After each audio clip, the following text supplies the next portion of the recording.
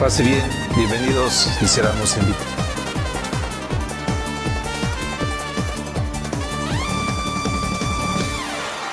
invitarlos a que nos sumemos.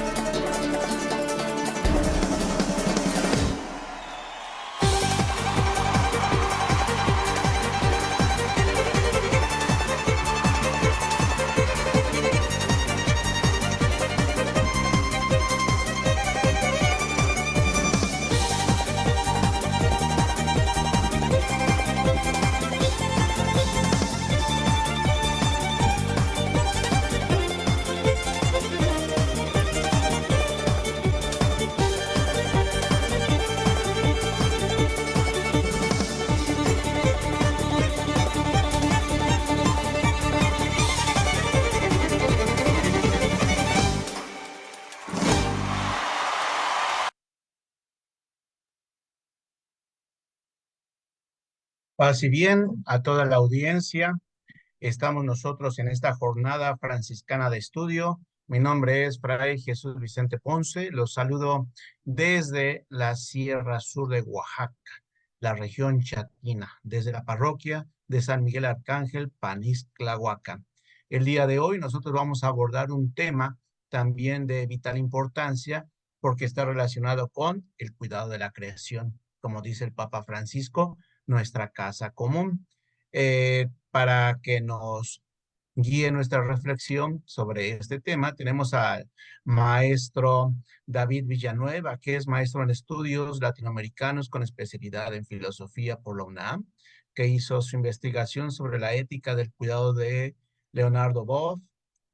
También maestro en estudios latinoamericanos con especialidad en filosofía por la UNAM, que hizo su investigación sobre la ética precisamente de Leonardo Boff. Entonces, nuestra plataforma va a ser Leonardo Boff dentro del cuidado de la creación.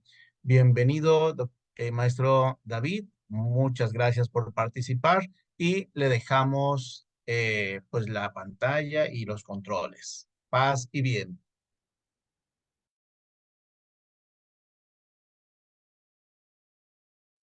Andaba silenciado.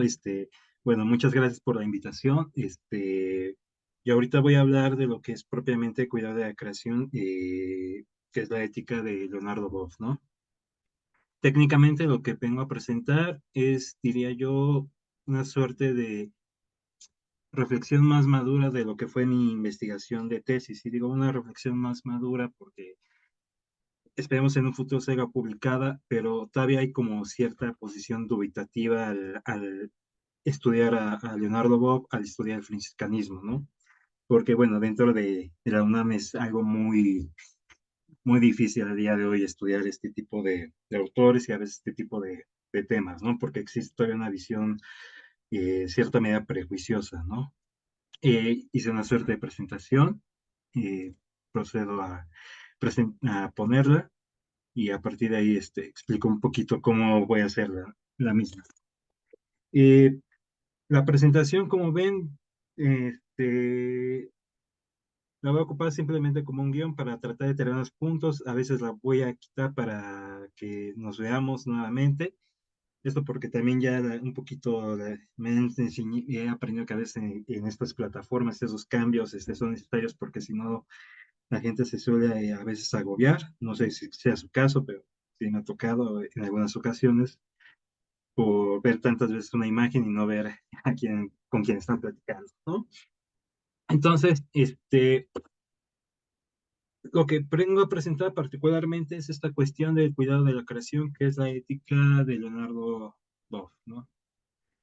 La índice de la presentación es la siguiente, parto de dos cuestiones, una que se llama cosmología de la dominación, mundo en crisis, ¿no? Algunos tipos de pecado, que aunque bueno, sería más bien hablar de transformaciones del pecado, y la cuestión del cuidado de la creación.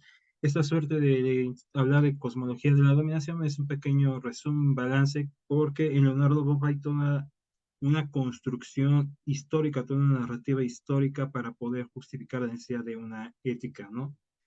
Dicho sea de paso, yo considero que la ética de Leonardo Boff es un intento de sistematización de lo que es el gran pensador, el gran filósofo y teólogo, a pesar de no tener obras propiamente filosóficas ni teológicas, lo cual no quiere decir que no sea profundo, como lo es Francisco de Asís, a quien considero un pensador muy adelantado a su época, ¿no? Demasiado adelantado, ¿sí? Bueno, en este sentido, también yo parto de una serie de supuestos en el estudio de Leonardo Boff, bajo la idea de que yo considero de que la religión para nuestros días, a pesar de los procesos de secularización, como los debemos entender habitualmente como la pérdida de poder en el ámbito público de la esfera religiosa y pasando cada vez más a la esfera privada o la desacralización de elementos y estructuras para hacerlos cada vez más terrenales, creo que a día de hoy, pese a todo este proceso de secularización que muchas veces se señala, la religión sigue teniendo un papel muy importante para nuestras sociedades, ¿no? En este sentido, yo prefiero otro tipo de término de secularización que atañe más a un pensador alemán que hay que tomar con pinzas por varias cuestiones, que es Carl Schmitt, por varias cuestiones que después podremos detallar, pero él tenía otro término de secularización como transferencia conceptual, ¿no? En la idea de que la teología y la política, en lo que él pensaba, se seguían vinculando y determinados conceptos teológicos pasaban a la esfera política, no tal cuales, o sea, en cuanto a sustancia, sino en cuanto a funcionamiento, ¿no? Y a partir de ahí lo que tendríamos que hacer al estudiar estos fenómenos sería establecer analogías, lo que llaman propiamente analogías estructurales. En la ética es a veces muy visible esto de la transferencia conceptual que señala Schmidt, y es algo que sin duda en Leonardo Boff, bueno, él lo presenta, él lo hace manifiesto sin ningún tipo de temor, ¿no? Bueno, mi investigación particularmente con Poe fue también un intento de mediar lo teológico con lo filosófico, porque ocurre también una suerte de que cuando se estudia a estos teólogos latinoamericanos, en el ámbito académico, particularmente de la UNAM, se estudia únicamente de manera filosófica, ¿no? Y la parte teológica como que se deja de lado, así que se le quita la carnita a estos pensadores y simplemente tenemos una visión muy filosófica que a veces, aunque se tendría que ver complementada con sus reflexiones teológicas, pareciera que nunca existieron, ¿no? Entonces yo intenté una suerte trata de mediar los escritos teológicos de Bob con sus escritos filosóficos, con sus otros escritos, para así tratar de construir la propuesta ética del cuidado, ¿no? Porque, como sabrán, también Bob tiene la particularidad de no tener una obra así tan sistemática, porque él no es tanto un académico, no le interesa tanto escribir a académicos como yo, sino escribir así que a la gente, ¿no? Y esa es la gente con la cual él se ve comprometido. Lo que yo llamo cosmología, bueno, lo que se llama cosmología de la dominación, es un término que él acuña en un libro llamado Tao de la Liberación, que escribe junto con un teólogo canadiense llamado Mark Hathaway, Leonardo Boff, que está ahí publicado por Editorial Trota, y creo que es una manera muy adecuada para referir a toda la construcción histórica que hay en la obra de Boff, que es una construcción histórica bastante dispersa, ¿no? El término cosmología de la dominación refiere a un modo de comprender y de relacionarnos con el mundo que surge particularmente con la modernidad, aunque ya está de manera previa latente.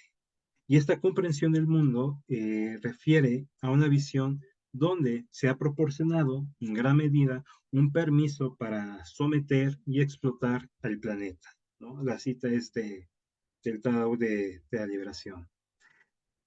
Es decir, se pasa de una visión de la naturaleza que va a fungir como un intermediario de la voluntad de Dios con la voluntad humana, a una visión donde esta naturaleza se va a contraponer a la voluntad humana y será deber dominarla, será un deber el dominarla, el someterla, porque así se estaría cumpliendo con una especie de voluntad divina, ¿no? Otra, referiría un poquito cómo se justifica esto en el ámbito teológico, pero también en el ámbito filosófico, ¿no? En este sentido, aquí, por eso tantito aquí está esto, en este sentido, es que me gustaría a mí particularmente recurrir a dos citas para que veamos esta contraposición. Una cita de Santo Tomás, no, de la Suma Teológica, y una cita de René Descartes, ¿no? Procedo con Santo Tomás de la Suma Teológica, que dice, la naturaleza y la voluntad están ordenadas de tal modo que también la voluntad es una cierta naturaleza, porque todo lo que se encuentra en la realidad se dice que es alguna naturaleza. Y así en la voluntad es necesario encontrar no solo lo que es propio de la voluntad, sino también lo que es de la naturaleza. Y es propio de toda naturaleza creada al estar ordenada por Dios, incluyendo la voluntad, estar ordenada por Dios hacia el bien, apeteciéndolo naturalmente. Por lo que también a la voluntad le es inherente un cierto apetito del bien que le es conveniente hacer también naturaleza, ¿no? Esa es la cita de Tomás, donde la voluntad y naturaleza en cierta medida todavía se ven vinculadas. Sin embargo, paso ahora con Descartes y vemos qué ocurre un poquito con él.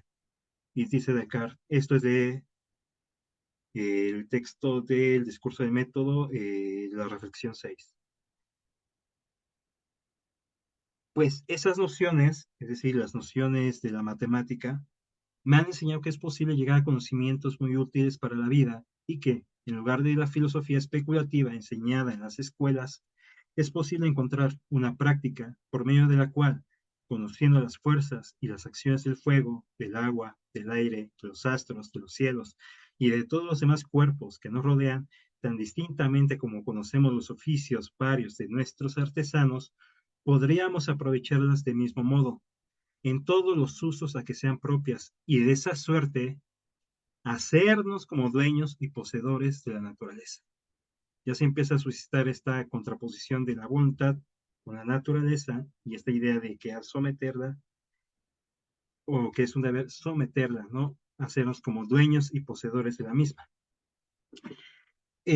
Tomás de Aquino, por ejemplo, sí se concibe, y este es un concepto importante, una cierta idea de dominio, porque como ustedes conocerán, en el Génesis se habla del dominio de la naturaleza. Pero Tomás de Aquino, cuando habla de la misma, habla de que este dominio es por participación, no en sustancia. Es decir, es en cuanto al uso. Y el uso de dominio siempre tiene que estar vinculado con la idea del bien común, que el bien común Tomás de Aquino lo definirá como Dios. Ustedes lo sabrán. Es decir, que no tendríamos por qué abusar de los recursos de la naturaleza, ¿no? Siempre respetando sus límites. Sin embargo, a partir de Descartes se va a fundar otra idea.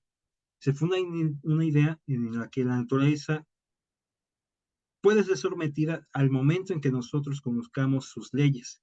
Y esto bajo la creencia de que ya no se le considera como algo divino, algo bello, como algo que tenga que ver con Dios, sino que ya se le considera como algo que está muerto, sometido a las leyes y está a nuestra merced. Es cierto que en Tomás de Aquino, igual es cierto que en Descartes, esta idea, por ejemplo, aún se circunscribiría en un cierto sentimiento de bien común. Pero sin embargo, esto poco a poco empezó a ser olvidado al introducirse un elemento de gran relevancia para nuestras sociedades actuales, que es la cuestión del individualismo. Ya no se trataría entonces ir actuando por el bien común, sino por un bien individual, ¿no? Y esto poco a poco bajo la idea de ganancias económicas. En este sentido, es que procedo otra vez a poner la presentación un poquito. En este sentido, es que Leonardo Boff, a partir del economista Karl Polanyi, que escribe un bellísimo texto llamado La Gran Transformación, y da lo siguiente. La Gran Transformación supone que la Tierra es una especie de baúl de recursos, un emporio de productos y una banca de negocios. Es decir, la naturaleza es algo que está a nuestra merced y a partir de la cual habría que someterla, habría que explotarla bajo la idea de que así nos tendríamos que enriquecer, ¿no? En este sentido, también con Descartes hay una suerte de separación del individuo, una especie de contraposición, cuando él distingue dos especies de res, ¿no? De modos de realidad, ¿no? La res extensa y la res cogitas, cuando contrapone pensamiento con lo extenso, ¿no? Que es lo demás, que es ajeno al pensamiento.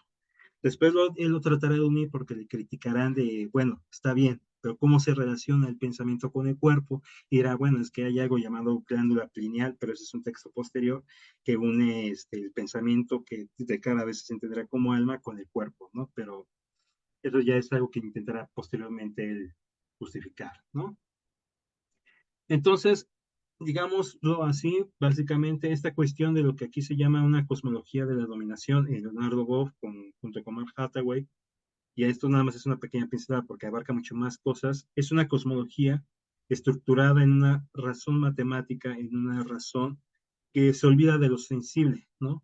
Se olvida de este dominio participativo de que hablaba de Tomás de Aquino, y se funda en una idea de una especie de dominio absoluto bajo la idea de la supremacía del ser humano sobre todas las demás formas de existencia, lo que da lugar a lo que Leonardo Boff criticará muchísimo, al llamado antropocentrismo, que es importante no confundir con humanismo, porque habitualmente hay quienes confunden antropocentrismo con humanismo, y no viene a ser para nada lo mismo, ¿sí?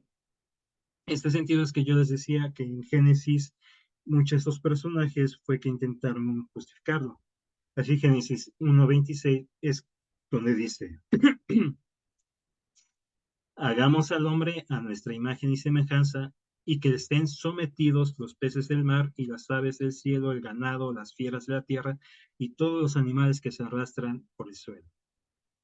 En este sentido, Leonardo Boff verá cómo en cierta medida se intentó hacer uso del texto bíblico para justificar este dominio. Y entonces lo que pasó fue, vamos ya esto, transmitir a los seres humanos la buena conciencia, cito, de que al dominar y explotar la tierra cumple un mandato divino y que las consecuencias perversas del dominio terrestre, es decir, del dominio sobre la tierra, son atribuibles a la providencia divina antes que a la irresponsabilidad humana.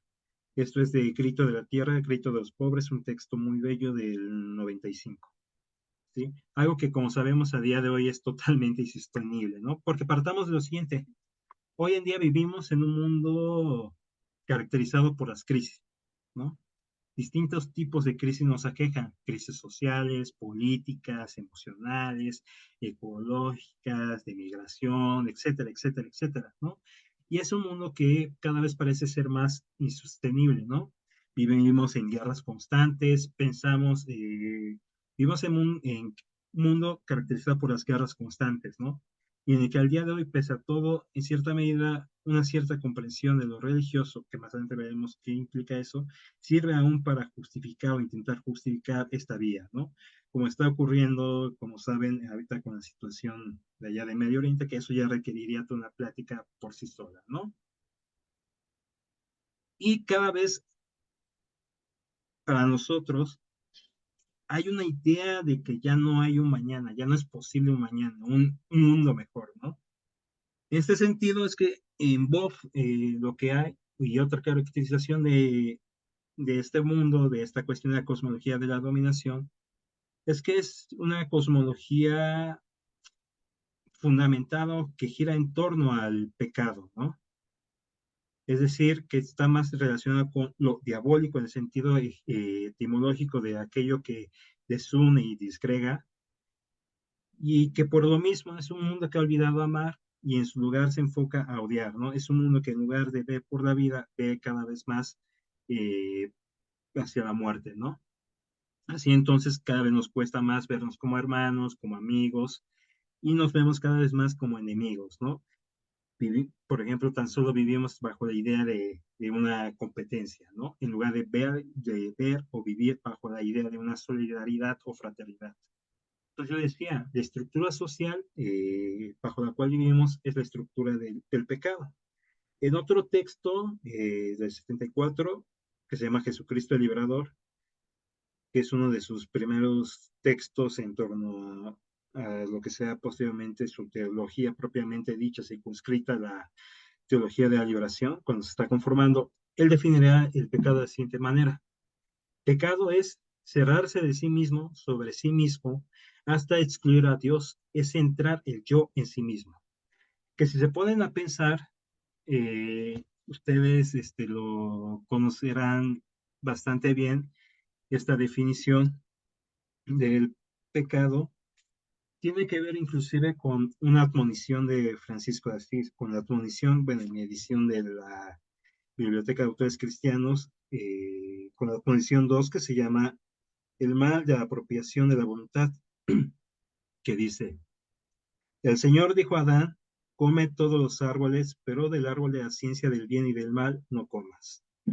Podía comer de todos los árboles del paraíso, porque mientras no faltó a la obediencia, no pecó.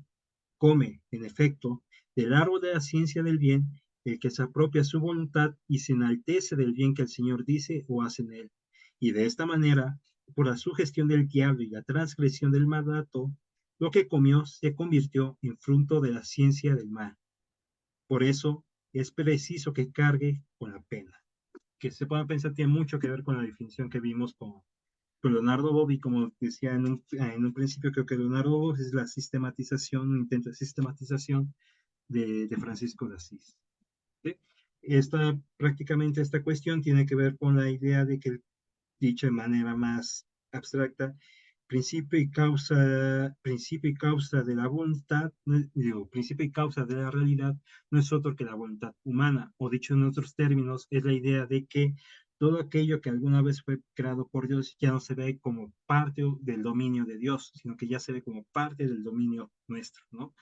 Esta idea que citaba de que al dominar la tierra, al verla a nuestra merced, parecía que estaríamos cumpliendo con un mandato divino, lo que no sería así, porque en realidad lo que estamos viendo como principio y causa de realidad es a nuestra propia voluntad, ya no a otra voluntad externa.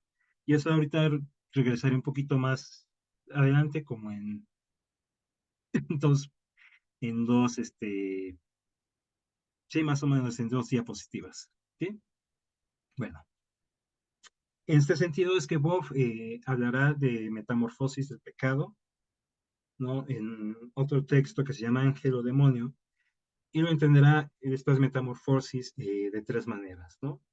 Esta primera, que es la ruptura de una alianza de amor, que es la idea de que el ser humano se reafirma de manera absoluta y decide construir su propia historia ya sin Dios y sin referencia a su proyecto, el proyecto del amor, ¿no? Manifestado en el otro, en la comunidad y en la creación. Es decir, se ve a sí mismo como algo absoluto, ¿no? Infidelidad al propio proyecto. El hombre ha creado el principio de autodestrucción y destrucción de las condiciones de vida del planeta. Si se dan cuenta, para quienes son estudiosos de este tema y los que no, en teoría cada vez explotamos de tal modo la Tierra que ya no permitimos que la misma se regenere, que estamos en cierta medida impidiendo al propio planeta que se recupere de nuestras actividades. Ya en el ámbito científico no es gratuito que a esta era que surge a partir de lo que es la revolución industrial, siglo XVIII aproximadamente, si mal no recuerdo, y alguien me corregirá, sí, siglo XVIII, se le denomine o le denomine en el ámbito de la ciencia como el antropoceno, ¿no? La era en la que el hombre o la actividad del hombre perjudica o ya influye sobre la actividad del planeta, ¿no? Continúo, dice, el hombre ha creado entonces el principio de la autodestrucción y de la destrucción de las condiciones de la vida del planeta y hoy teme del proyecto de la tecnociencia llevado adelante sin sabiduría y sin medida. ¿Qué es esto que venías diciendo, no? Que explotamos cada vez más el planeta.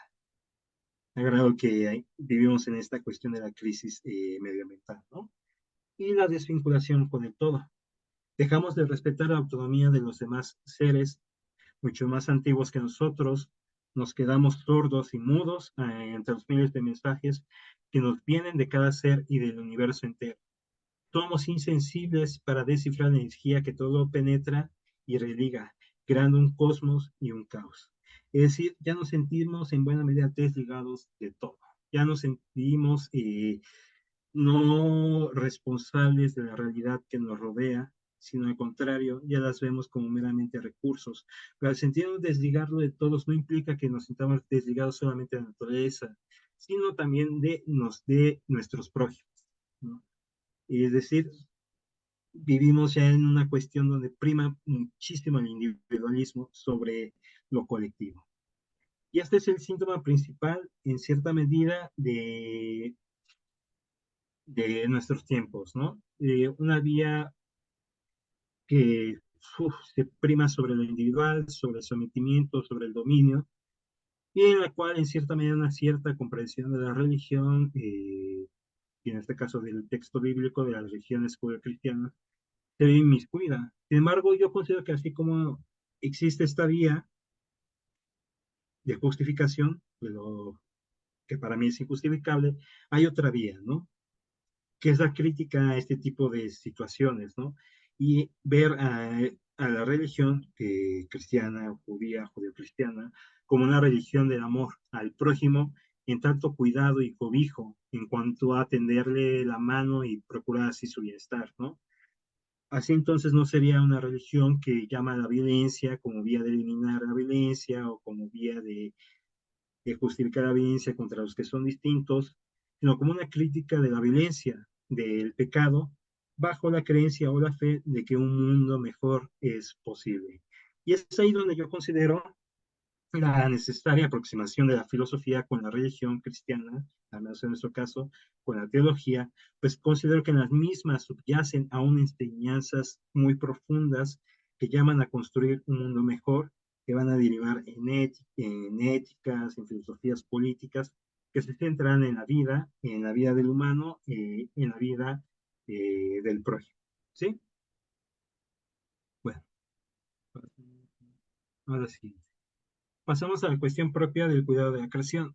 Aquí ven a un libro que pongo de Michel Foucault y ahora van a entender por qué refiero a él, ¿no? Porque ocurre que nosotros, al menos en el espectro de la filosofía, consideramos que, por ejemplo, el término de cuidado es un término, gracias a Foucault, propiamente griego, que está vinculado con las enseñanzas de Sócrates y que aparece bajo el nombre de Epimeleia, después trasladada al ámbito de los estoicos como cura sui. Epimeleia es, nos dice Foucault, es habitualmente traducida, comprendida bajo la idea del conócete a ti mismo, pero este conócete a ti mismo va religado bajo otro axioma que es el conócete a ti mismo es también el ocúpate de ti mismo. En esta suerte lo que Michel Foucault llamará cuidado, que es el cuidado de sí, la epimeleia o el cura sui, lo distinguen en estos cuatro modos. Un modo de relacionarse con el mundo y con nosotros, una forma de atención, de mirar las cosas, de cuidado de observarlas adecuadamente, porque el conocimiento se encuentra vinculado con esta actitud, una particular forma de hacerse cargo de uno mismo, de relacionarse uno mismo, de entenderse, de transformarse, un conjunto de formas de ser, de reflexionarse, a grado que se vuelva de vital importancia. Si bien yo concuerdo que en gran medida con las enseñanzas de Foucault en este texto, también es cierto que no opino lo mismo de él, en cuanto a que el concepto de cuidado fue apropiado por el judio-cristianismo posteriormente, bajo la idea, porque Foucault vive aún bajo una idea heleноcentrista de que Grecia es el centro de la historia, ¿no? Particularmente el centro de la historia de pensamiento.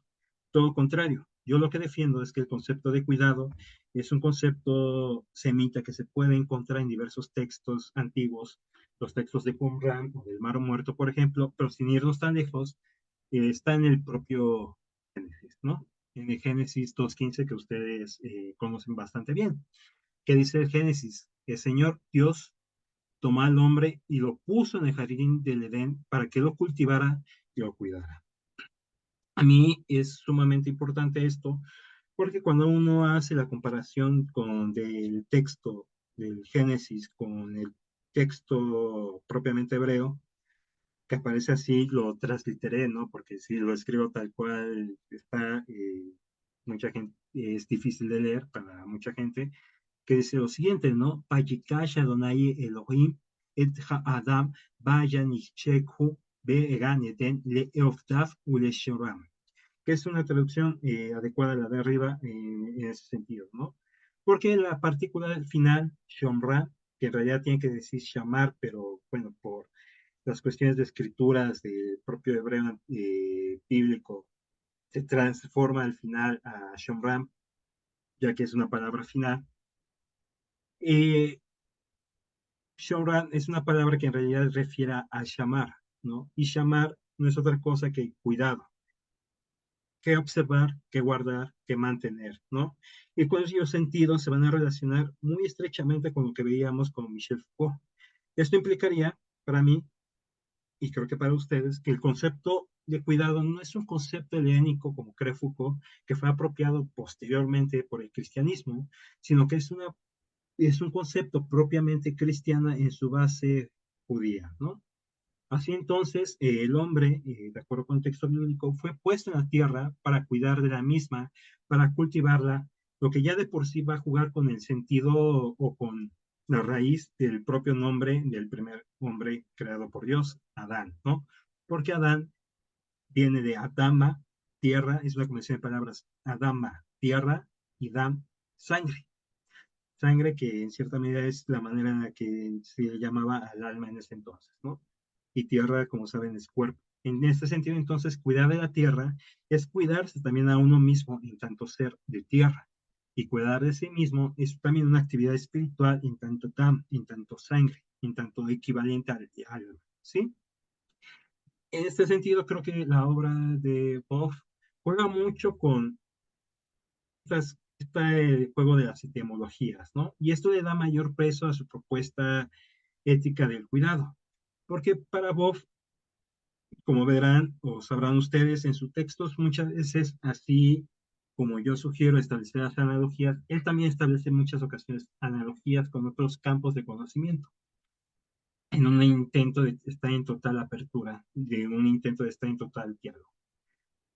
En este sentido, el cuidado es algo primigenio, es un acto divino y es una forma de relacionarse de manera adecuada con el mundo sin caer para nada en lo que es la ibris, en un dominio de la pasional o en lo que es lo racional en su versión excesiva, como lo vimos o lo estamos viviendo actualmente con la modernidad, ¿no? Porque nos desligó con la naturaleza, ¿sí? Entonces, partamos de esta cuestión. ¿Qué es el cuidado en Bob, no? Para Bob, el cuidado es la estructura principal del ser humano. Es lo que nos permite ser en tanto existentes. Y es lo que en un primer momento permitió que hubiese vida. De tal forma, y aquí todas estas citas que son del cuidado esencial, sería una especie de cuidado primigenio. Como decía Bob, establece muchas estas analogías. Y por eso a citar lo primero, ¿no? Que dice, ese cuidado estaba presente cuando la materia alcanzó un grado elevado de complejidad y organización, permitiendo que surgiese la vida hace 3.8 millones de años. La primera bacteria dialogó químicamente con su entorno, logró un equilibrio que le posibilitó sobrevivir y seguir evolucionando. En ese sentido, el cuidado, en este sentido primigenio, es la necesaria apertura al otro, desde lo más elemental hasta lo más complejo que somos nosotros. Algo que sin duda en el principio algo que señala que sin duda lo que permite la evolución es el cuidar del otro y de uno mismo bajo las formas más elementales, más que la competencia o la sobrevivencia del más fuerte, como muchas veces nos hacen creer. Y este cuidado primigenio del que habla Boff es el equivalente en la ciencia a lo que es el principio bajo el cual Dios creó al universo. Dios creó al universo con sumo cuidado, con sumo cariño, con suma preocupación. Y es lo que en cierta medida otro teólogo que influirá mucho en Leonardo Boff, Teilhard de Chardin, que es un paleontólogo, teólogo de principios del siglo XX, le llamó el Cristo cósmico. Sin embargo, con el ser humano el cuidado adquiere otro tipo de matiz. El cuidado en el humano es un cuidado intencional. Pues en su lado más fundamental, nos dice Boff, es lo que nos permite actuar, ¿no?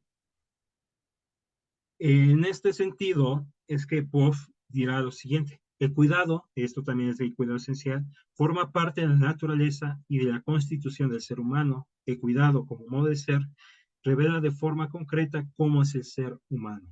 Esto va a ser de gran relevancia por la siguiente razón, ¿no?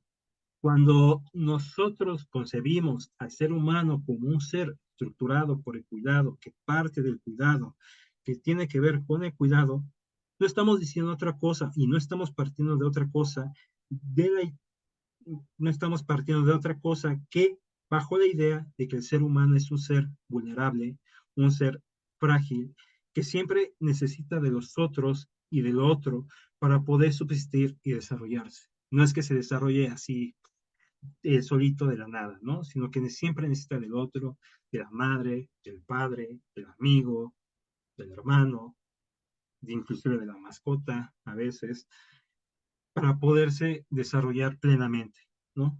Y nosotros hacemos lo mismo, cuidamos a los demás.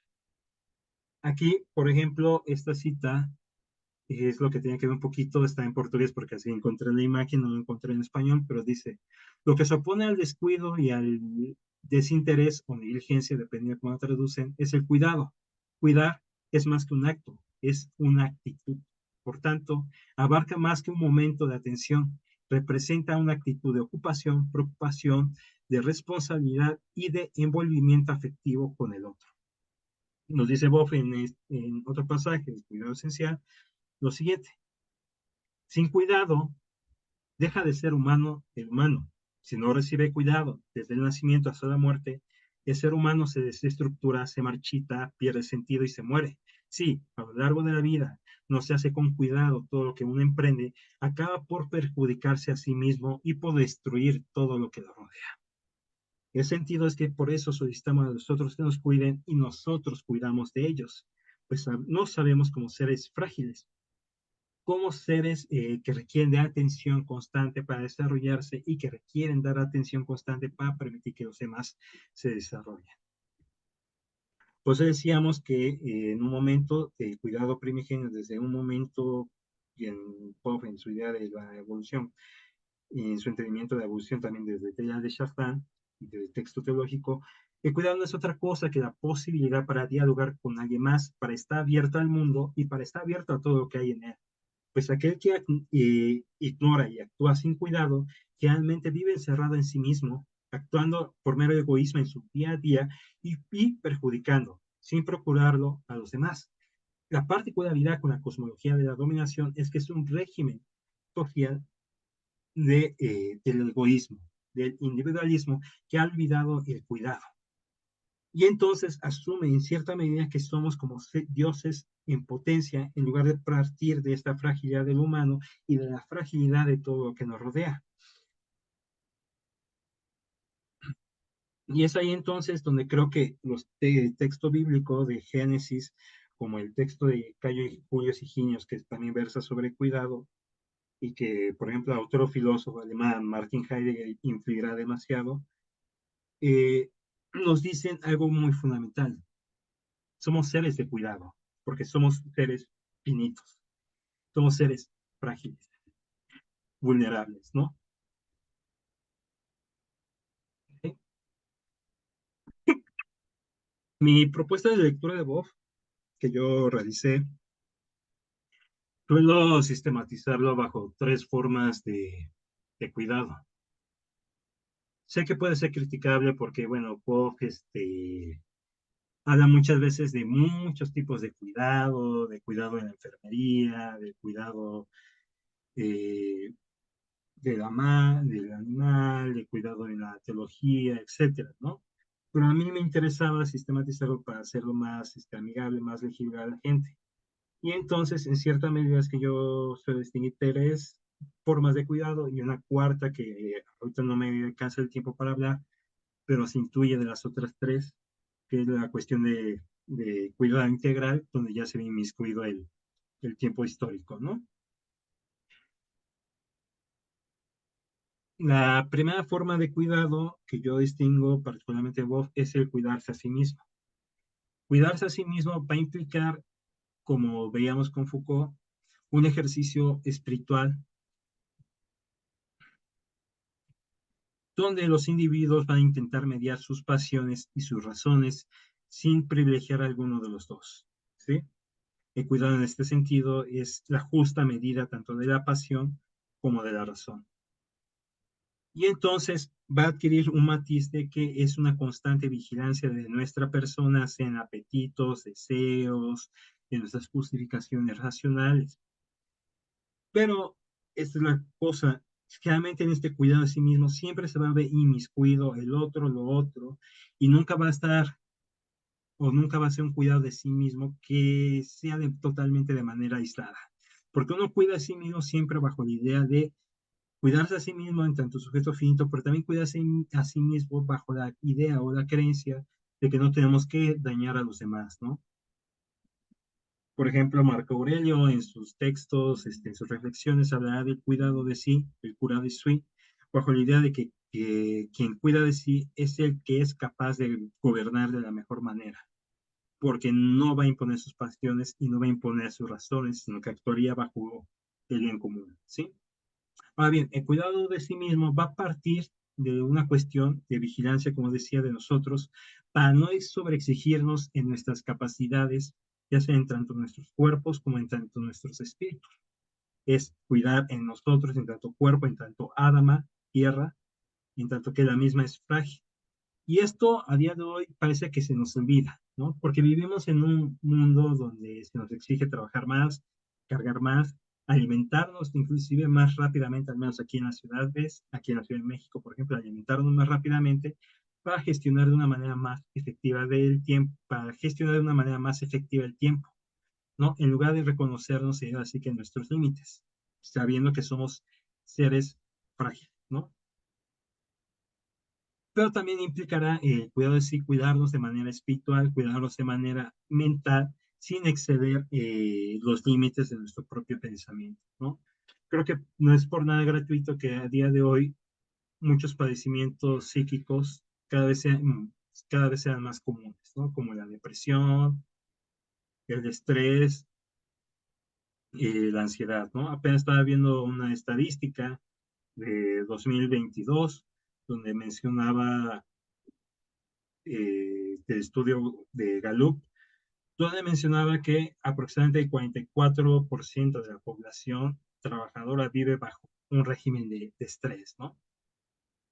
Y entonces, en cierta medida, cuidarnos también mentalmente es procurar no caer en estos padecimientos psíquicos, no sobreexigirnos más. Sin embargo, también es cierto que en cierta forma a día de hoy crean o no lo crean, se ve inmiscuida cierta comprensión de lo religioso que tiene que ver con el calvinismo y la apropiación que se hizo del mismo, de la idea de que uno es salvo, salvífico, elegido por Dios para ser salvado, que no tiene nada que ver con las enseñanzas propiamente dichas, si posee de riquezas materiales, ¿no? Y entonces, en muchas sociedades se actúa bajo esa idea cada vez más, ¿no? De que inclusive si uno posee riqueza, entonces es por gracia divina, ¿no? Lo cual, no, como decía, no tiene mucho que ver con las enseñanzas. Pensemos en el texto de Job, ¿no? Donde se critica inclusive esta cuestión de la riqueza, ¿no? Pero no, también Jesús critica mucho esta cuestión de la excesiva riqueza. Entonces, el cuidado de uno mismo pasa por un constante vigilarse en tanto cuerpo, alma, para así procurar relaciones afectivas y positivas con todo lo que nos rodea. Por eso es que a esta forma de cuidado siempre se va a ver inmiscuido el mundo, el otro, lo otro, la naturaleza, porque es procurar de nosotros para no dañar a lo que nos rodea y por lo mismo sentirnos religados, vinculados con todos ellos y al mismo tiempo responsables de ellos. Porque, vuelvo a insistir, quien descuida de sí mismo suele descuidar del resto, cae en la banalidad, en la superficialidad de la propia persona, dañándolas así sin más, ¿no? En sentido es que Bob dirá lo siguiente, y esto también es de cuidado esencial. Cuidar del espíritu y el reconocimiento del cuerpo-alma significa cuidar de los valores que orientan nuestra vida y de los significados que suscitan esperanza en el más allá de nuestra muerte, Cuidar del espíritu implica poner los compromisos éticos por encima de los intereses personales o colectivos. Cuidar del espíritu exige alimentar el rescoldo interior de la contemplación y de la oración para que nunca se apague. Significa especialmente cuidar de la espiritualidad sintiendo a Dios en todo y permitir que nazca una y otra vez en el corazón.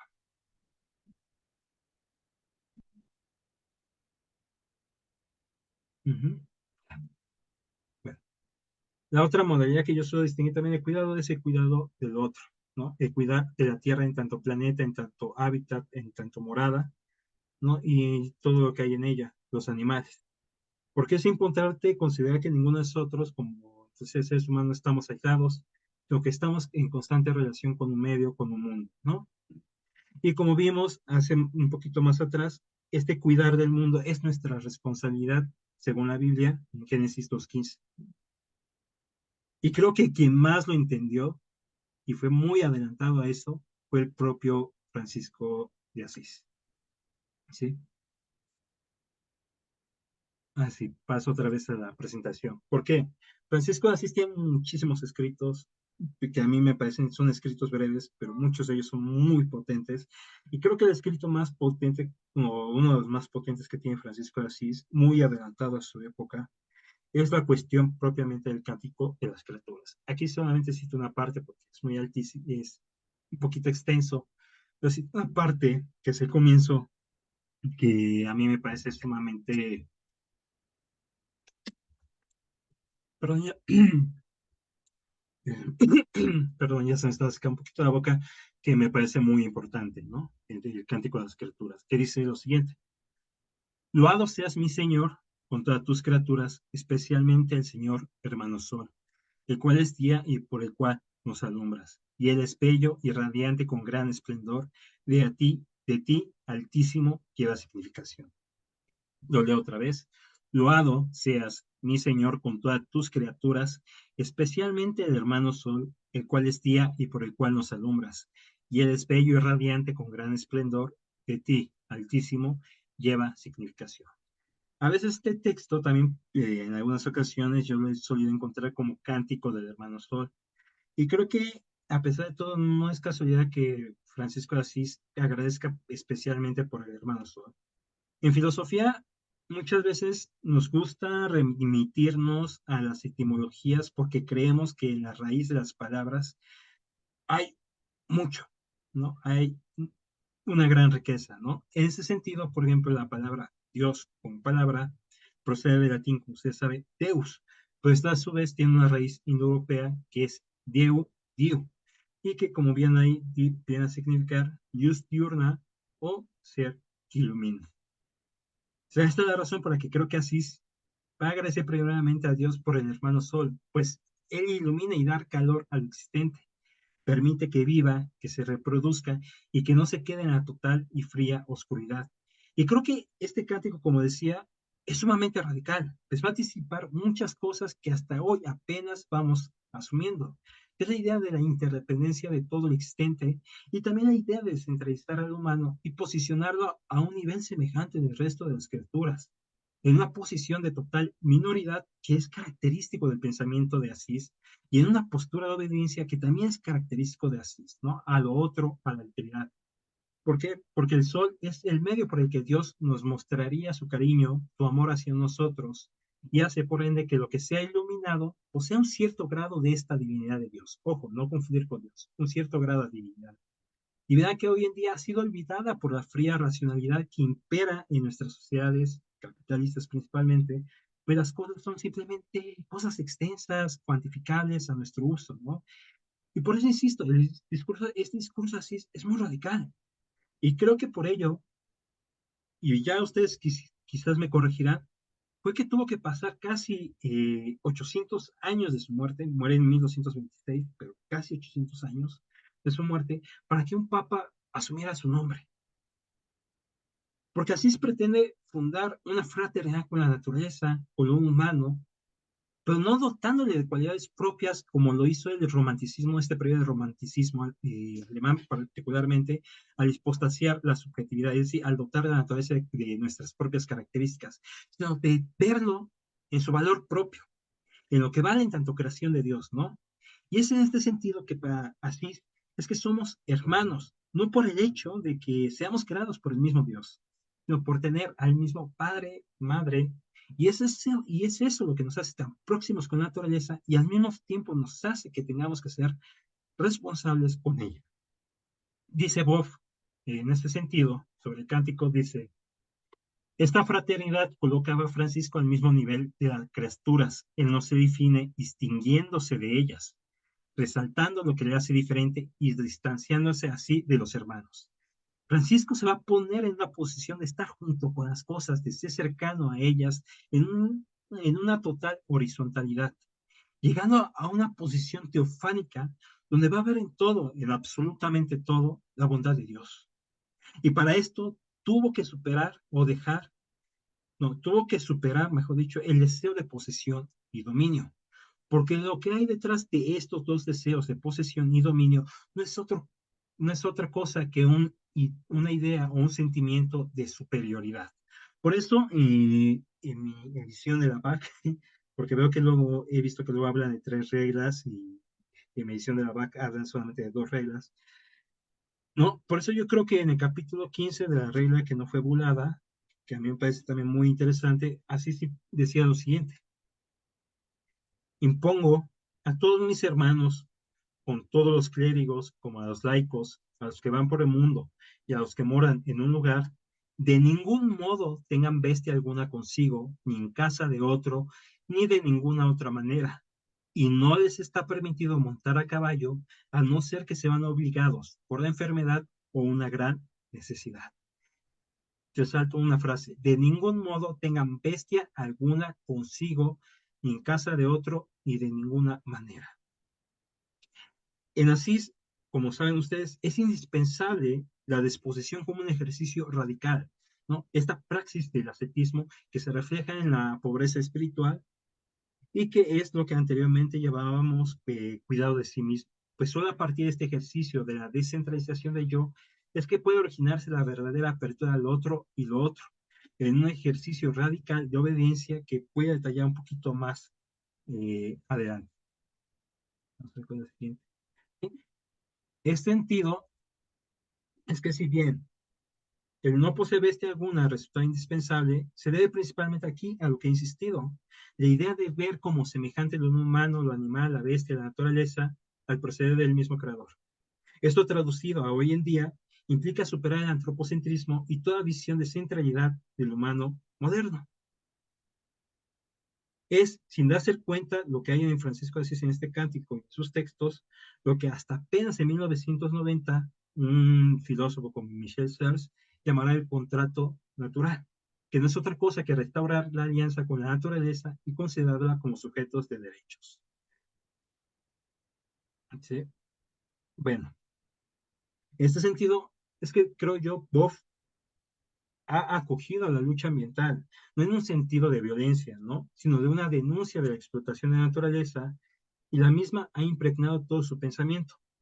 Sin duda, esto es por la influencia de Francisco de Asís, y esto lo ha llevado a generar, en el caso de Boff, una serie de bellos escritos que apelan a estos sujetos sociales, es decir, a la gente fuera de la academia, que puede llevar a cabo esta transformación pacífica de lo humano, no a través de un lenguaje racional frío, como ustedes pueden encontrar en los textos filosóficos, sino por medio de la utilización de símbolos, metáforas, expresiones simples, que van a guardar una gran sabiduría que a veces es más potente que los textos que nosotros, los académicos, hacemos, ¿no?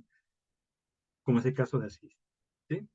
Yo sé que puede ser criticar a veces su postura o no, pero lo cierto es que, por ejemplo, esta cuestión de la lucha ambiental no es una lucha opcional, ya, sino que es una lucha necesaria, ¿no? Porque el planeta sufre y nosotros, como parte de él, como Adama, como tierra, sufrimos junto con ella. Y no es solo que las cosas sufran, sino que en este sufrir faltamos a la creación al permitir que ella sufra. Cito una otra cita, me parece muy bella, que es de Laudato Si, el texto del Papa Francisco, un bellísimo texto, que dice lo siguiente: esta hermana, la tierra, clama por el daño que le provocamos a causa del uso irresponsable y del abuso de los bienes que Dios ha puesto en ella. Hemos crecido pensando que éramos sus propietarios y dominadores autorizados a expoliarla. La violencia que hay en el corazón humano, herido por el pecado, también se manifiesta en los síntomas de enfermedad que advertimos en el suelo, en el agua, en el aire y en los seres vivientes. Esto que llamábamos pecado al principio y ha impregnado toda nuestra realidad. ¿Sí? Y es entonces, así regreso un poquito a la diapositiva, que encontré también esta cita, que dice Leonardo Boff: una sociedad que decide organizarse es una ética mínima, altruista y respetuosa de la naturaleza, está trazando el camino de su propia autodestrucción. Y es lo que creo yo, bueno, no creo yo, es lo que el día de hoy está ocurriendo, ¿no? ¿Por qué? Porque el ideal franciscano que nos presenta Leonardo Boff va a pasar por el reconocimiento de lo divino en todo lo existente. Y entonces pasa de dejar de ver al mundo y a la naturaleza como simple baúl de recursos, como algo a nuestra merced, para verla o entablar otro tipo de relación. Una relación que pone énfasis en su carácter propiamente independiente de la naturaleza, en su carácter divino, ¿no? Y la intuición franciscana es importantísima, creo yo, en la medida en que se arraiga, como ya he mencionado, en el reconocimiento de la interdependencia, que es lo que fundará a día de hoy lo que se denomina como ecología integral. En la medida en que ya Francisco de Asís veía o intuía que todo está sumamente interconectado y es interdependiente de una manera tan bella y perfecta que si hiciera falta algo pone en peligro toda una red de dependencia, ¿no? Un ejemplo para hoy en día muy importante es los polinizadores, estos animales que se encargan de polinizar, ¿no? Las abejas, los murciélagos, los colibríes. Son animales muy bellos con una gran función ecosistémica, ¿no? Y si algunos de ellos ya están en peligro de extinción, como sabrán, y si hacían falta, el daño que ocurriría sería inimaginable, ¿no? Inimaginable. En ese sentido, creo que la actitud así es un preámbulo para una actitud primordial que debemos de tener el día de hoy, ¿no? Y es una actitud que él tenía porque, como ustedes saben, él recogía caracoles, animales que estaban en su camino para que no fueran pisados. Y también cuidaba de los animales heridos porque los veía como hermanos, como próximos a nosotros. Para ir concluyendo este pasaje del cuidado del otro, voy a citar un bello párrafo del saludo a las virtudes, que dice lo siguiente: la santa obediencia confunde a todas las voluntades corporales y carnales y tiene mortificado su cuerpo para obedecer al espíritu y para obedecer a su hermano. Y está sujeto y sometido a todos los hombres que hay en el mundo, y no únicamente a solo los hombres, sino también a todas las bestias y fieras, para que puedan hacer de él todo lo que quieran en la medida en que les fuere dado desde arriba por el Señor. Hay otro texto que a mí me gusta muchísimo sobre Francisco de Asís de Florecillas, que es el lobo de Gubbio, que ustedes conocerán, ¿no? De cómo Francisco de Asís hace un pacto, una alianza con este lobo tan feroz que estaba atacando a la población de Gubbio, y Francisco, en lugar de decir, vamos a matar al lobo de Gubbio, vamos a entablar una relación de amistad con él, ¿no? Y creo que es esto lo que a día de hoy tendríamos que hacer nuevamente con la naturaleza, ¿no? Y por eso digo, es un pensado sumamente adelantado a su época. Porque decía, tomó hasta 1990 para que Michel Serres volviera a introducir la idea del contrato natural, y esto está desde el siglo XIII en Francisco de Asís. ¿Sí? Bueno, pasamos un poquito a lo último. Amén, ahí está la cita. Bueno, lo último es el cuidar del otro. Y ese cuidar del otro es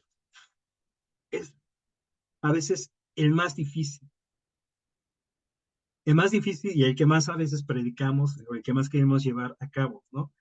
Porque cuidar del otro implicará en gran medida cuidar al otro desde el otro, es decir, desde su diferencia, no cuidarlo desde como nosotros quisiéramos que fuera, o quisiéramos que ellos quisieran que fuera, sino cuidar del otro es cuidar al otro sin importar lo diferentes que sean, sin importar la diferencia de pensamiento, de religión, de creencias y demás. Y esto, como mencionaba, es lo más difícil porque nos interpela más directamente a nosotros.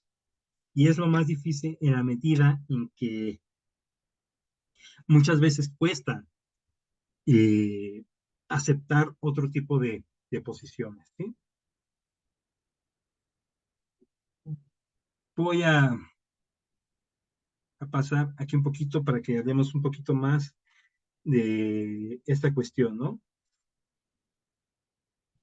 Voy a hablar un poquito de otro filósofo del siglo XX para ver cómo ya en él está diciendo cosas que ya en así estaba de cierta manera latente, ¿no? Levinas, ¿no? Este gran filósofo de la otredad, judío, importantísimo a día de hoy, se podría decir que tiene tres cosas fundamentales que decirnos, ¿no?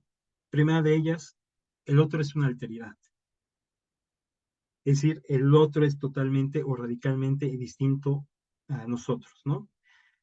En Francisco de Asís, este reconocimiento va a ser latente, pues su teofanía que se vislumbra en el cantar de las criaturas nos señala que en el otro, lo otro, ya hay un cierto grado de divinidad que, como decía, no hay que confundir con Dios. Y esta divinidad es lo que vincula a todo el existente con Dios, lo que lo hace estar inclinado hacia Él, que es, por ejemplo, algo que va a estructurar un filósofo franciscano no tan conocido como es Pierre de Genolivi. Posiblemente podríamos hablar de él, ¿no? Otra cuestión que nos dice Levinas, al ser una trinidad el otro, lo otro me va a interpelar constantemente, ¿no? Porque me interpela a mis creencias, me interpela a lo que yo creo. Y esto, en cierta medida, va a exigirme que me descentralice. Es este ejercicio de la pobreza franciscana donde el yo se va a vaciar de todo sentimiento de posesión y dominio, para así dar cobijo y hospitalidad a todo lo demás en su radical diferencia. Y esto Levinas en ciertos términos le llamaba heteronomía, el otro como principio ético, que en el cristianismo se podría llamar como filoxenia u hospitalidad, que es lo que lleva a cabo Jesús, ¿no? Que es la filoxenia como amor al extraño en tanto extraño, ¿sí? Ustedes, por ejemplo, en el texto bíblico conocen muy bien la paradoja del buen samaritano, ¿no? La procedo a leer un poquito. En esto se presentó un experto en la ley y, para poner a prueba a Jesús, se puso de pie y le hizo esta pregunta. Maestro, ¿qué debo hacer para heredar la vida eterna? Jesús respondió, ¿qué está escrito en la ley? ¿Cómo la interpretas tú? Como respuesta al hombre citó, ama al Señor tu Dios con todo tu corazón, con todo tu ser, con todas tus fuerzas y con toda tu mente. Y ama a tu prójimo como a ti mismo. Bien contestado, dijo Jesús, haz eso y vivirás. Pero él quería justificarse, así que preguntó a Jesús, ¿y quién es mi prójimo?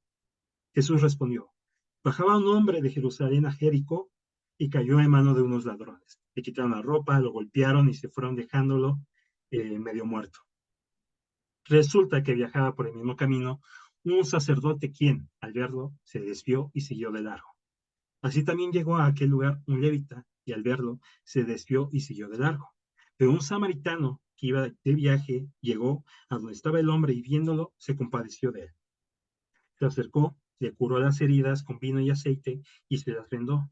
Luego lo montó sobre su propia cabalgadura, lo llevó al alojamiento y lo cuidó. Al día siguiente sacó 2 monedas de plata y se las dio al dueño del alojamiento. Cuídemelo, dijo, y lo que gaste usted de más se lo pagaré yo cuando vuelva. ¿Cuál de estos tres piensas que demostró ser el prójimo del que cayó en manos de los ladrones? El que se compadeció de él, contestó el experto en la ley. Entonces eras tú lo mismo. Leonardo Bob nos va a decir que Jesús muestra un cuidado especial con los pobres, los hambrientos, los discriminados y los enfermos. Se llenaba de compasión en el sentido de compartir la pasión del otro en tanto sus sufrimientos y alegrías y curaba a muchos. Y hecho citado, en esa época tuvo como discípulos a varias mujeres, cultivó una tierna amistad con sus amigas Marta y María, no rechazó los signos de amor erótico de una pecadora pública que le besaba y ungió los pies con perfume. Hizo de la misericordia la clave de su ética, y a través de la misericordia los seres humanos pueden alcanzar el reino de la vida. Sin misericordia no hay salvación para nadie. En el pasaje del buen samaritano, si lo pensamos, nunca, nunca el samaritano se pregunta por qué este sujeto estaba medio muerto.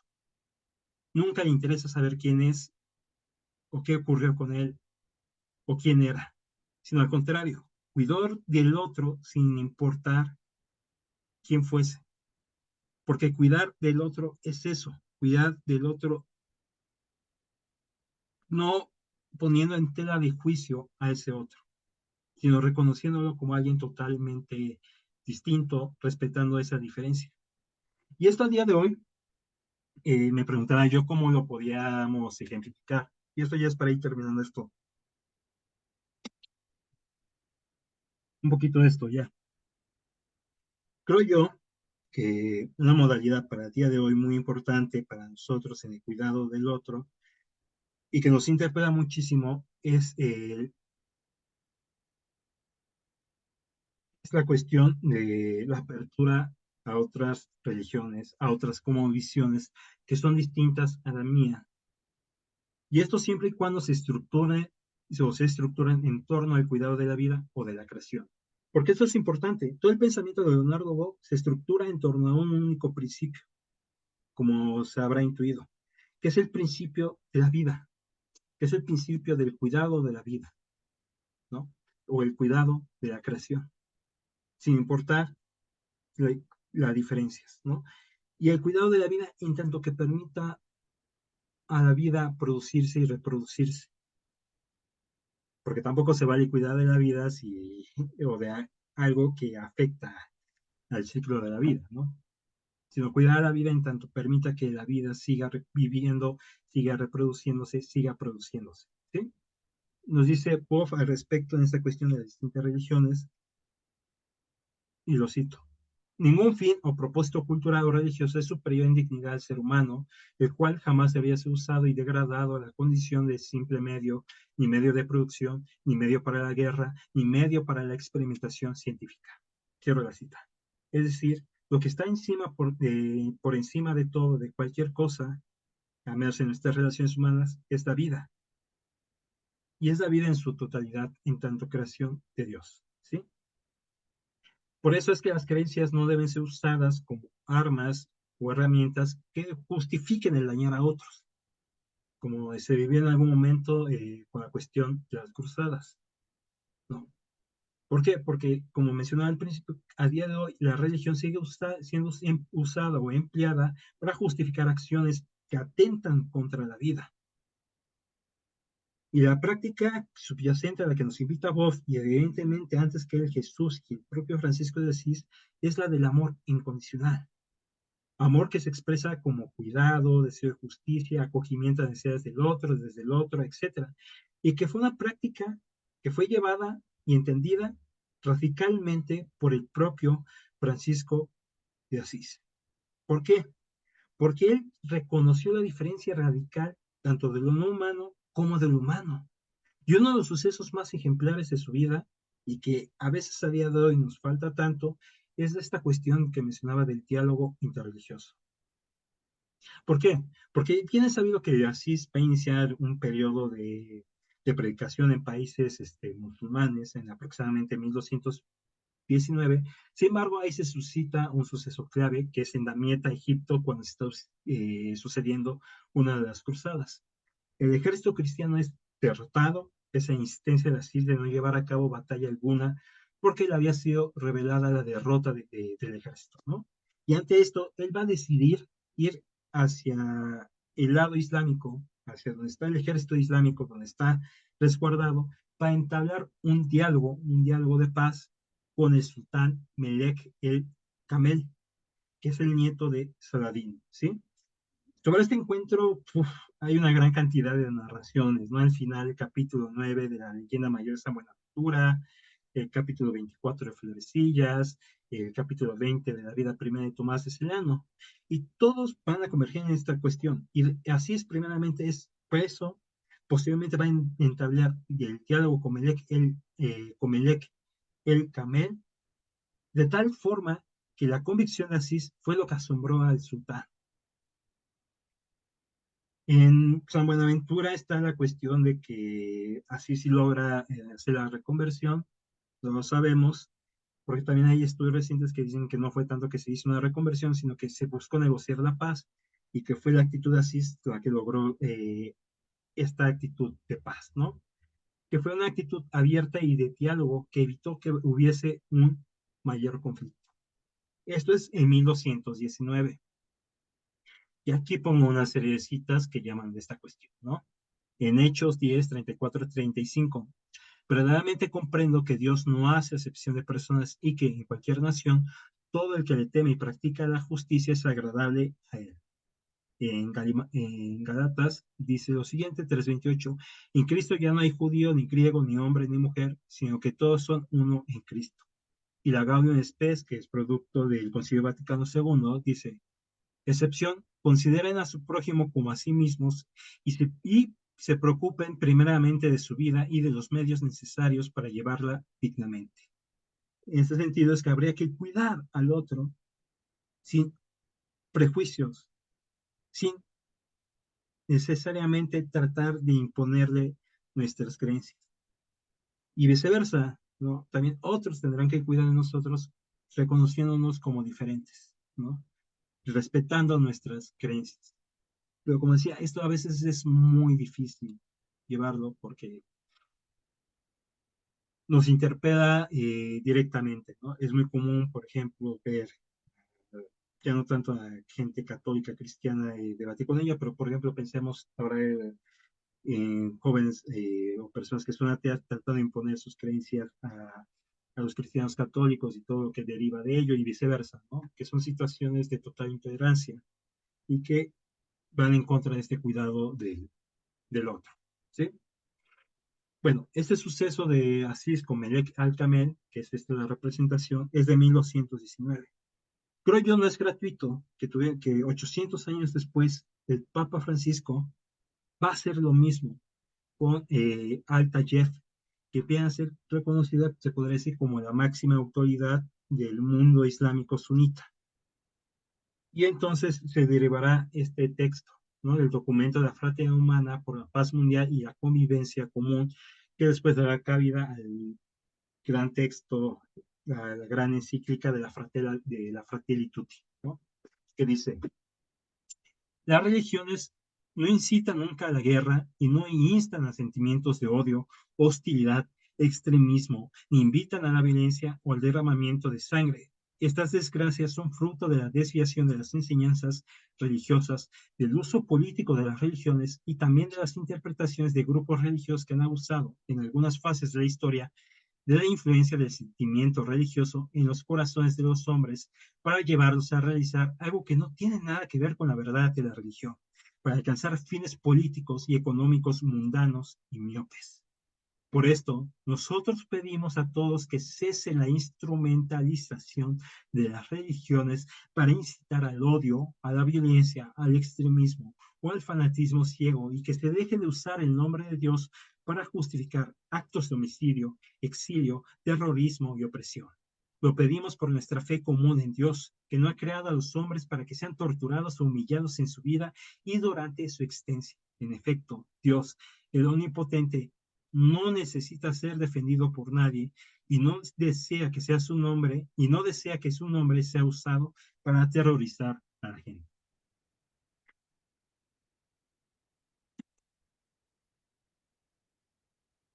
Se da cuenta, esta es una enseñanza muy bella y necesaria para nuestro mundo hoy en día, porque como mencionaba y insistía en un principio, a día de hoy las religiones siguen siendo usadas e instrumentalizadas para justificar la violencia, el terrorismo, los sucesos de guerra y demás, ¿no? Tan solo piensen en los sucesos actuales de Medio Oriente con el conflicto Israel-Palestina, que ahí ya se requiere otro diálogo, pero como, por ejemplo, en el caso de Israel, el judaísmo ha sido interpretado para justificar toda la violencia y viceversa, ¿no? A veces también en el Islam ha ocurrido que se interpreta el Islam de tal modo que se trata de justificar la violencia, lo cual nos, como nos señalan, va en contra de las propias religiones, ¿no?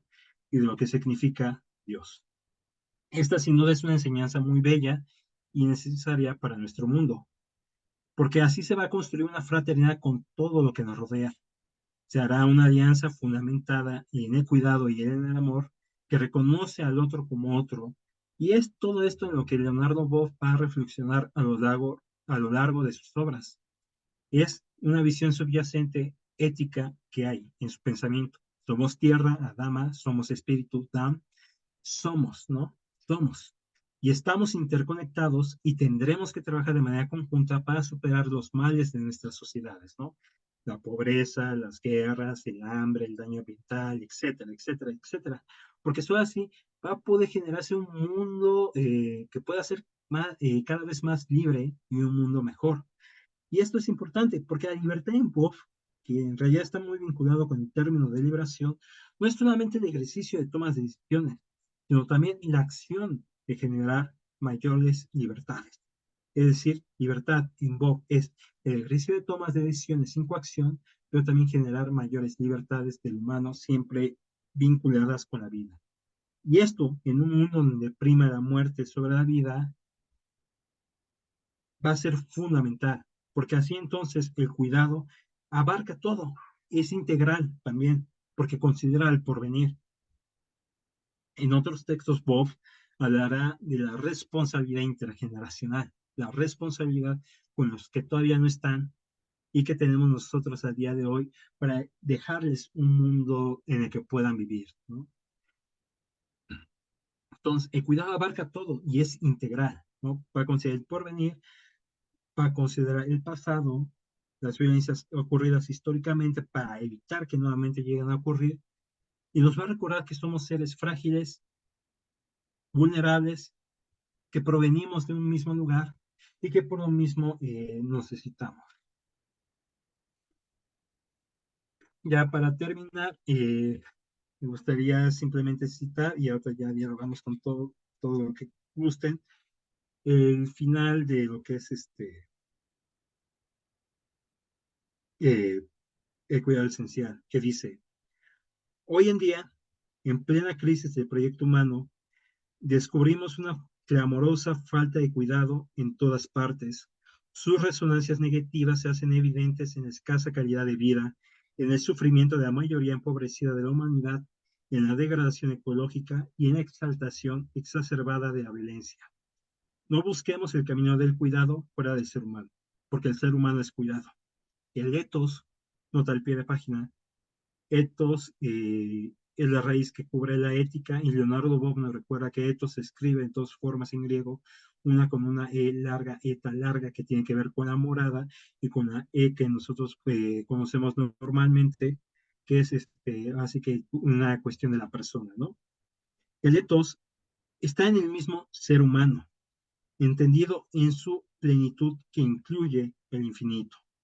Necesita volver sobre sí mismo y descubrir nuevamente su esencia, que es el cuidado. Que el cuidado, ahí está mal la cita, no sé por qué, que el cuidado aflore en todos los ámbitos, que penetre la atmósfera humana y que prevalezca en todas las relaciones. El cuidado salvará la vida, hará justicia al empobrecido y rescatará la tierra como patria y matria de todos.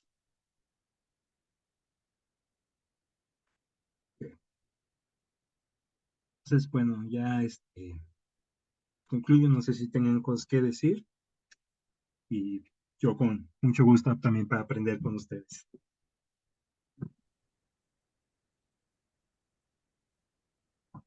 No sé, Josué va a revisar las redes a ver si hay algún comentario, también alguna reacción o también alguna pregunta.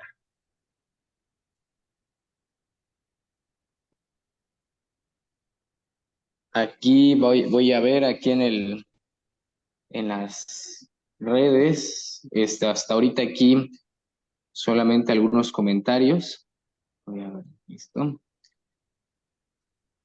De aquí, puras reacciones. Creo que esta exposición de ahorita, revisando aquí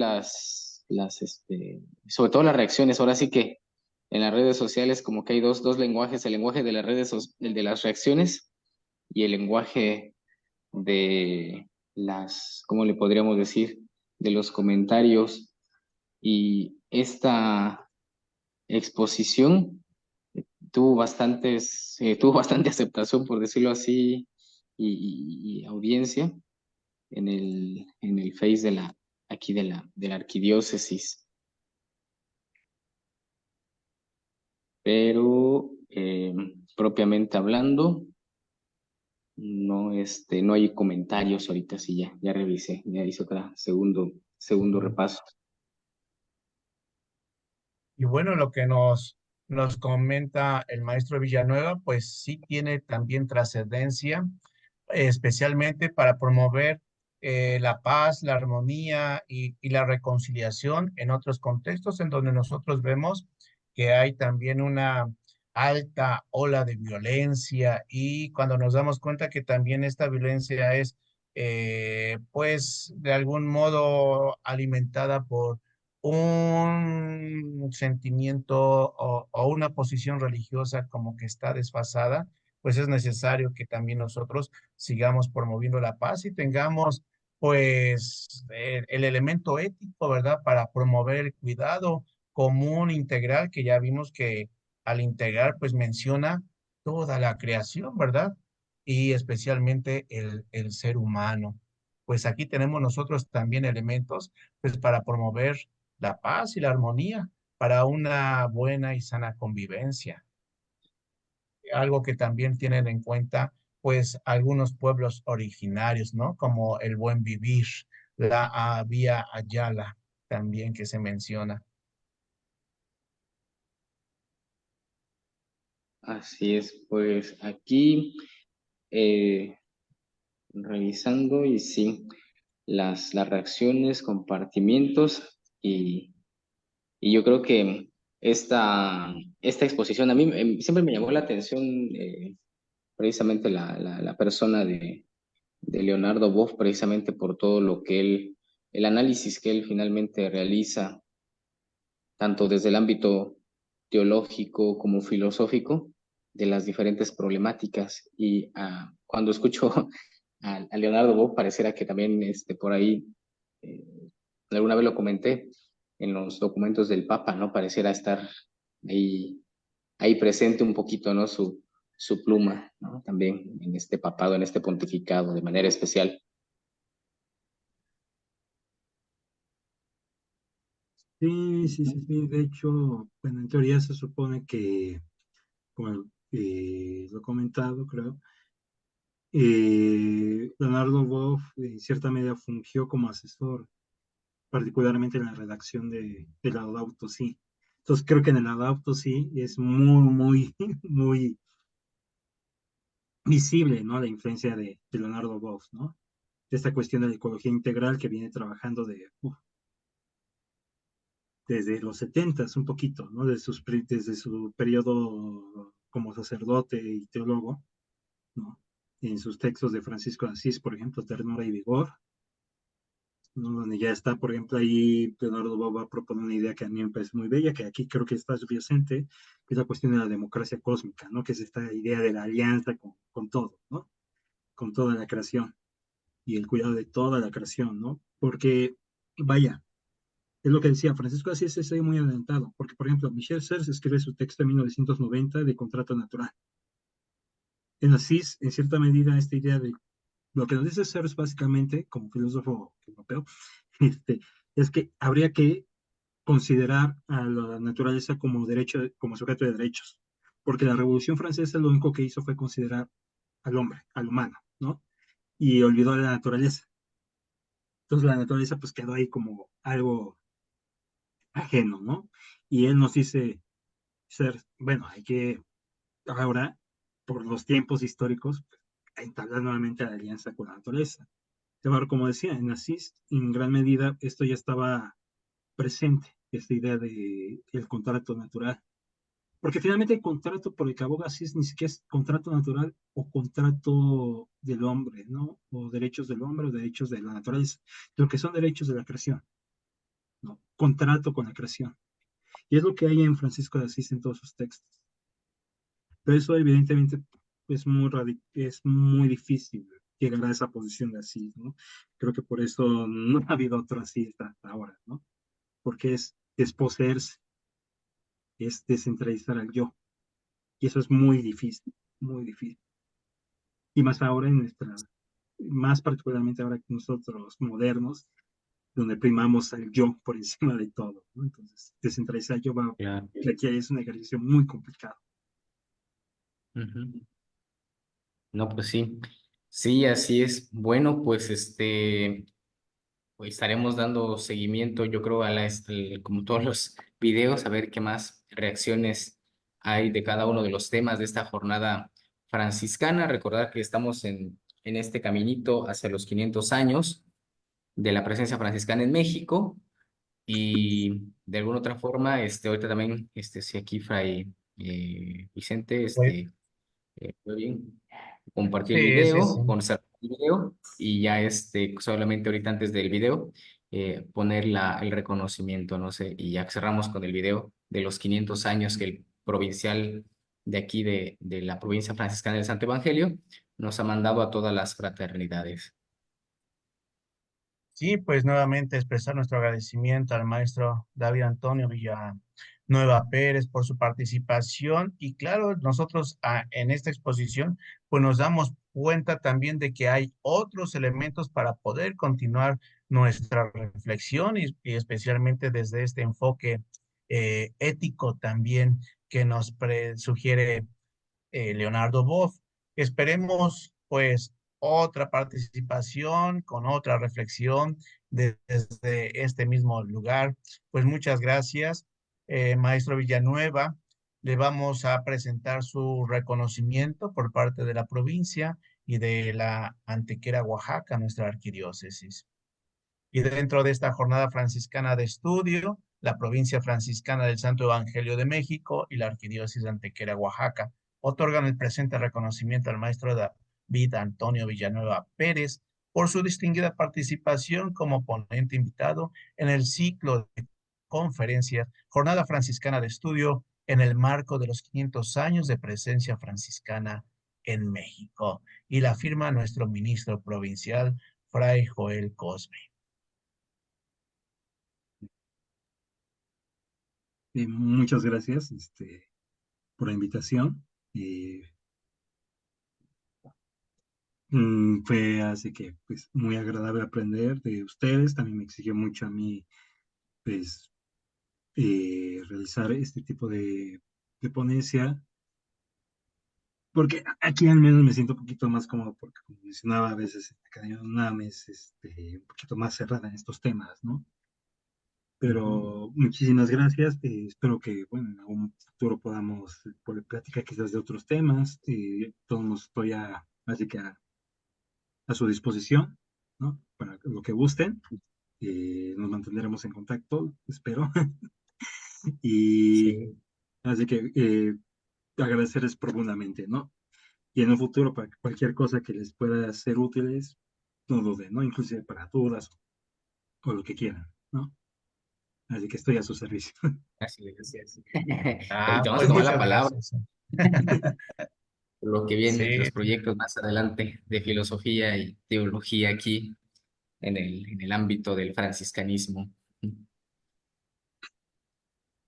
pues sí, Excelente. entonces ahora vamos a hacer la presentación del video de nuestro ministro provincial, en donde nos habla especialmente sobre una serie de actividades relacionadas con la conmemoración de los 500 años de la presencia franciscana y del don del Evangelio en nuestras tierras.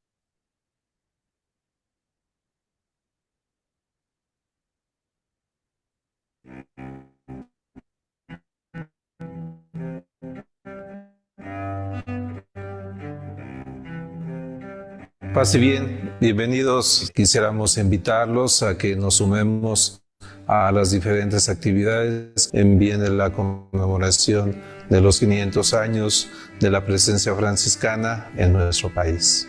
Recordar y conmemorar a nuestros hermanos nos debe de motivar a nuestro ser evangelizador que tenemos como iglesia y como pueblo de Dios. Sean bienvenidos a este espacio, a este momento que Dios nos permite.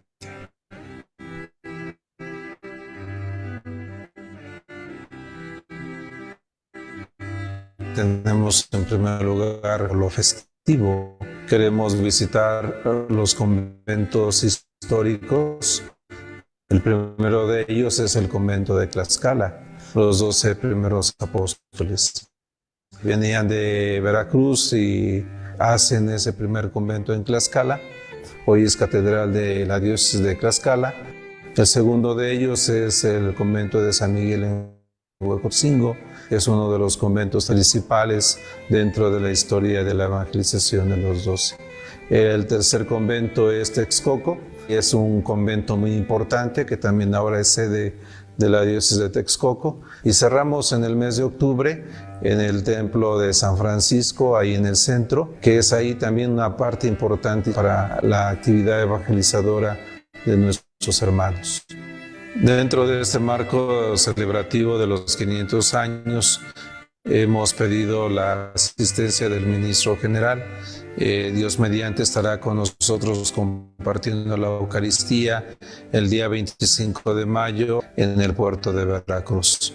Él estará presente junto con su gobierno general, a lo cual estamos invitados para esta celebración y de esta manera podamos celebrar juntos para gloria de Dios Padre. Dentro de esta conmemoración de los 500 años, parte importante es lo litúrgico, por lo cual hemos pedido que del 26 de diciembre de 2023 al 26 de diciembre de 2024 sea un año jubilar. Pues estaremos iniciando con la tradicional peregrinación que hacemos a la Basílica de Nuestra Señora de Guadalupe, en acción de gracias a la Virgen María por todos los beneficios recibidos, y con esta celebración estaremos cerrando el año jubilar. Queremos también visitar los santuarios marianos que tenemos a resguardo en las diferentes provincias en el país.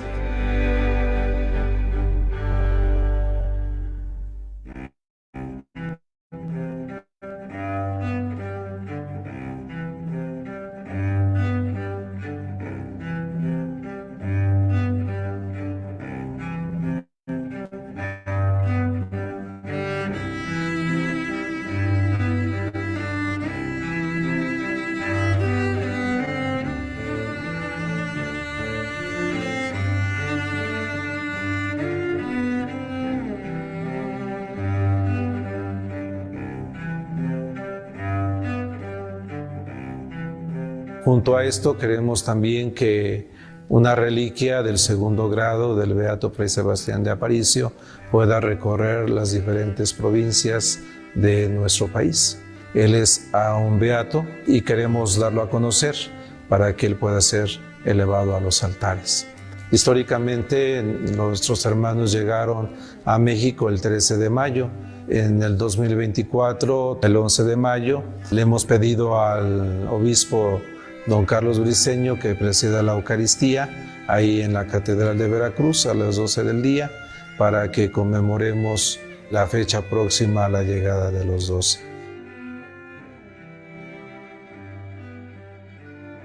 El día 12 iremos a la Antigua.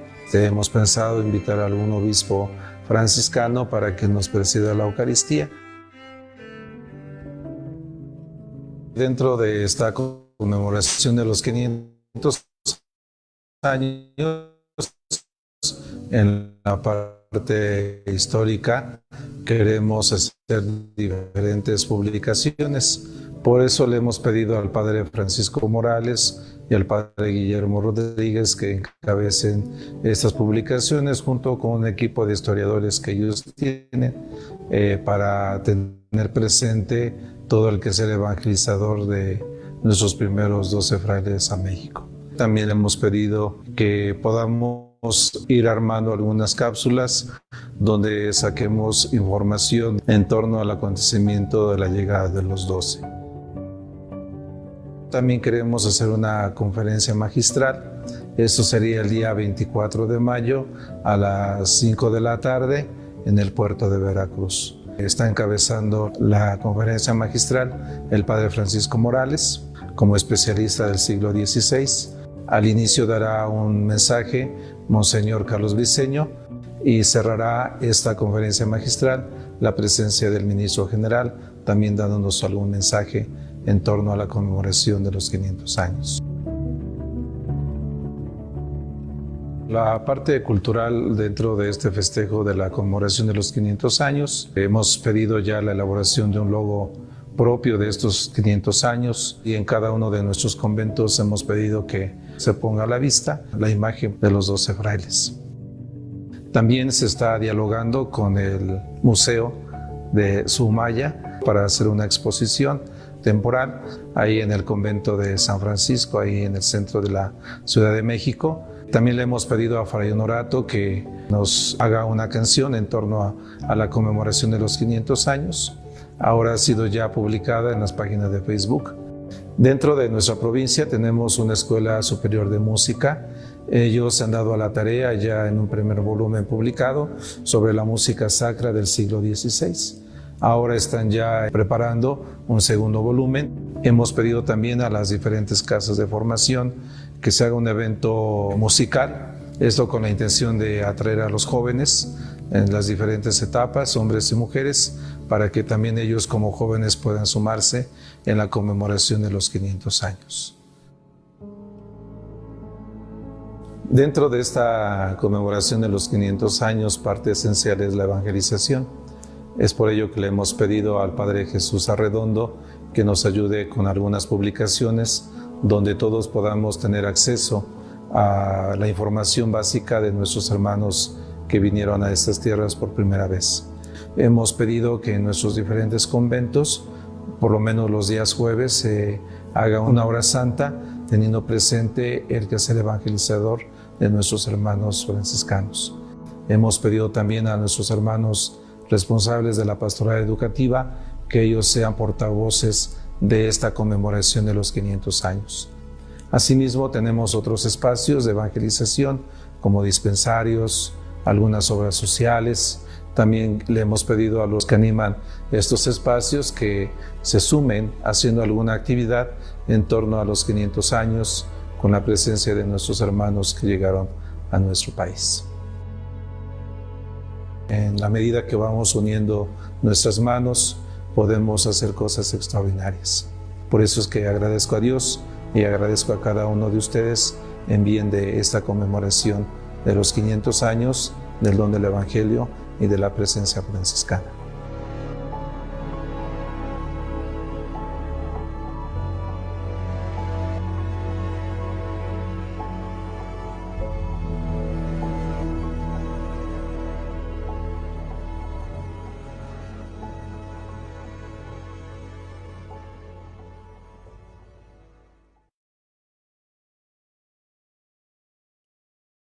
Muy bien. Pues muchas gracias a toda la audiencia y estén pendientes de los próximos temas y, como ha mencionado también Josué, de los próximos proyectos que ya también tenemos en puerta. Pues muchas gracias, Josué, por el apoyo técnico. Muchas gracias nuevamente al maestro David Villanueva y estamos atentos a estas actividades conmemorativas y festivas de los 500 años de la llegada de los 12 franciscanos, pero también de la presencia del Evangelio en nuestras tierras. Paz y bien. Paz y bien a todos y gracias.